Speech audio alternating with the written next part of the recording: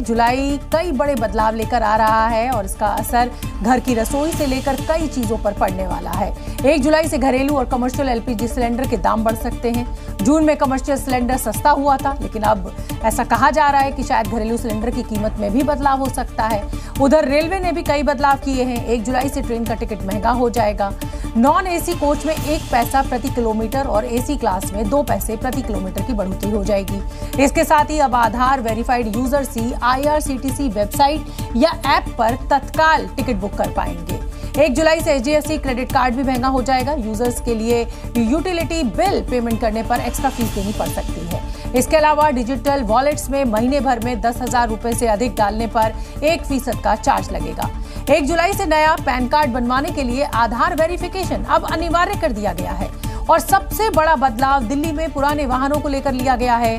दिल्ली में 10 साल से पुराने डीजल और 15 साल पुरानी पेट्रोल गाड़ियों पर अब बैन लग गया है। अब पुरानी गाड़ियों के मालिक पेट्रोल पंप से फ्यूल नहीं भरवा पाएंगे। और इस योजना के तहत पुरानी गाड़ियों को सर्विलांस सिस्टम के जरिए पहचाना जाएगा। अगर गाड़ी 10 से 15 साल से ज्यादा पुरानी होगी तो उन पर कार्रवाई की जाएगी।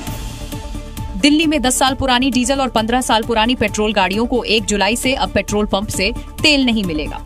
और अगर फिर भी कोई पुरानी गाड़ियों के साथ दिल्ली में एंट्री करेगा तो उस पर भारी जुर्माना लगाया जाएगा। ऐसे 4 पहिया वाहन मालिकों पर 10,000 रुपए और 2 पहिया वाहन मालिकों पर 5,000 रुपए का जुर्माना लगाया जाएगा। यहाँ तक कि दिल्ली में आई किसी बाहरी राज्य की भी किसी पुरानी गाड़ी को भी किसी भी तरह का कोई भी तेल नहीं मिलेगा। अब सवाल है कि आखिर पुरानी गाड़ियों की पहचान कैसे की जाए। इसके लिए पेट्रोल पंप पर automatic number plate recognition ANPR लगाया गया है। ये सिस्टम वाहन डेटाबेस से लिंक है। पेट्रोल पंप पर इन कैमरों के जरिए गाड़ी का नंबर प्लेट स्कैन होगा।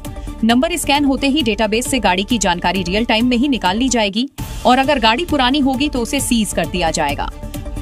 अगर पेट्रोल पंप मालिकों की ओर से नियमों का उल्लंघन किया गया तो उनके खिलाफ भी कार्रवाई की जाएगी। Zee News।